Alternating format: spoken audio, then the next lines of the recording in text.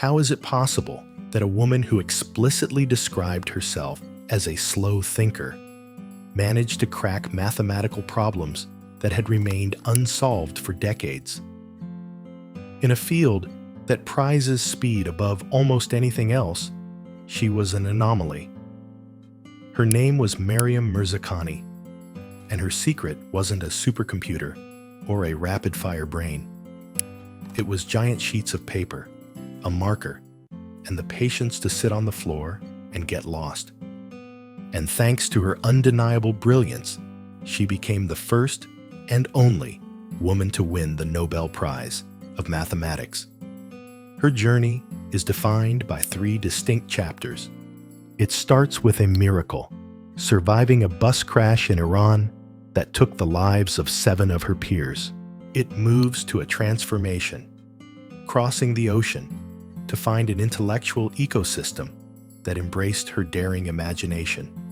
And it ends with a masterpiece, the unfinished work she left for the next generation. This is the story of how a change in geography unlocked a universe of geometry.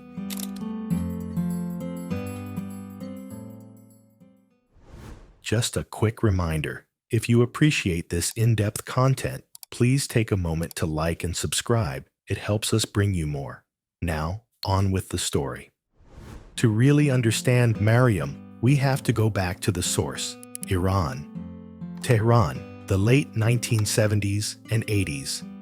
Maryam was born in May 1977. This was right before the Iranian Revolution, and she grew up during the brutal, turbulent years of the Iran-Iraq War. But here is the contrast. While the outside world was in turmoil, inside her home, her parents created a sanctuary. Interestingly, Maryam didn't start out as a math prodigy. Her first love was actually literature. She used to walk the crowded streets of Tehran, buying random books just because they were cheap, dreaming of becoming a writer. But when she entered the Farzanegin School for Gifted Girls, she hit a wall. In her first year, her math teacher explicitly told her she wasn't talented. Can you imagine that? Telling a future Fields medalist she had no talent? It brings up a tough question. When an authority figure tells you you have no talent, does that crush you, or does it fuel you to prove them wrong? Let me know below. For Maryam, it was a massive blow. She lost interest. It took a new teacher in her second year to turn that around. But once that spark was lit, it became a roaring fire. She and her best friend, Roya Beheshti, became inseparable. They walked straight into the principal's office and demanded math classes like the boys' schools had. The principal told them, "You can do it, even though you'll be the first ones." And she was right. By 1994, Maryam was the first Iranian girl to win gold at the International Mathematical Olympiad.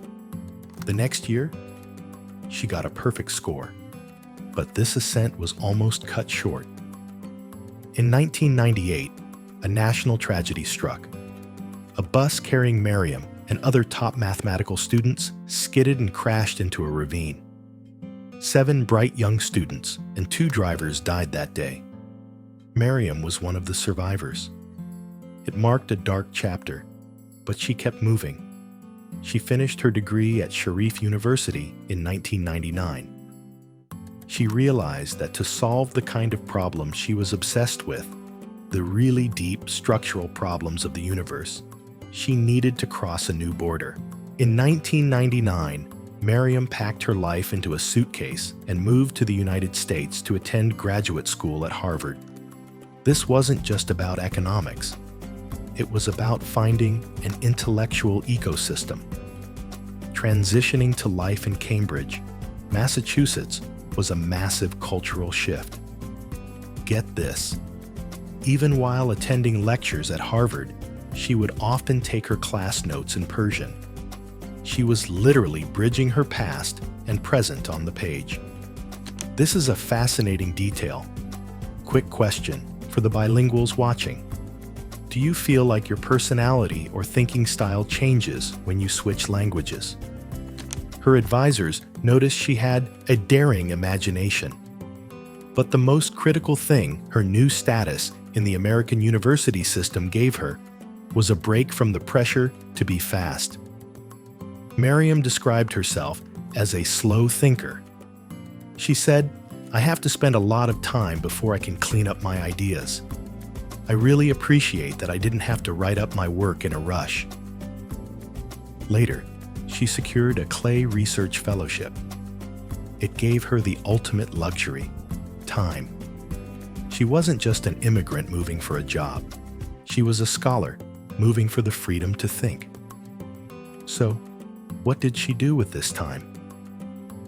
We go back to that image from the beginning, the woman on the floor. She would spread those enormous sheets of paper and just doodle for hours. She would draw spheres, donuts, surfaces. Her daughter, Anahita, described it simply as painting.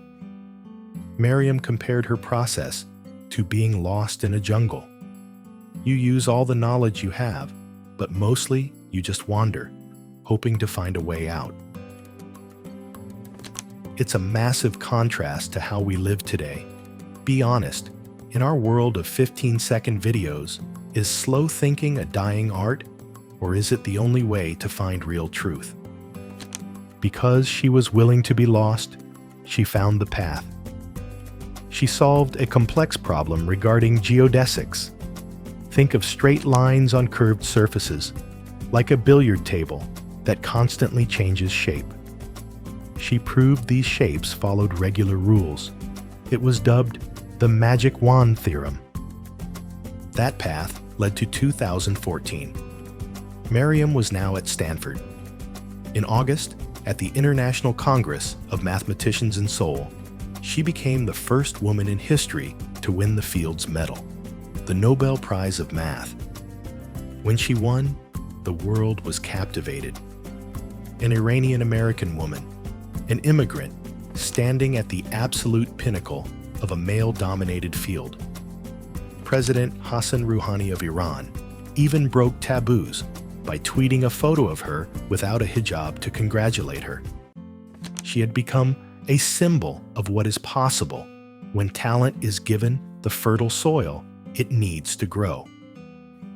But this story has a heartbreakingly early end. In 2013, she had been diagnosed with breast cancer.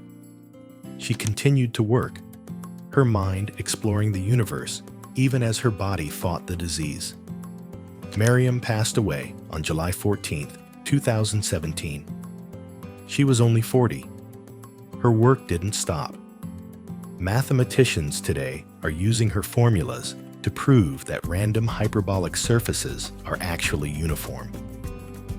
As one colleague put it, she built the machinery, and now others are using it to finish the map.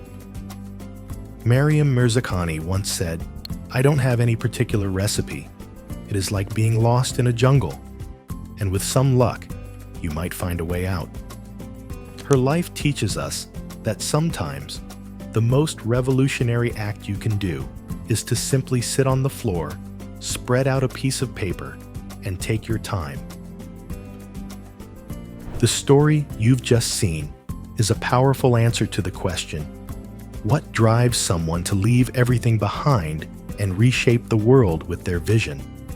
This series, proudly presented by the law offices of Chris M. Ingram, celebrates the courage, innovation, and determination of immigrants who transform history. Subscribe and join us as we continue to honor the enduring impact of immigrant ambition.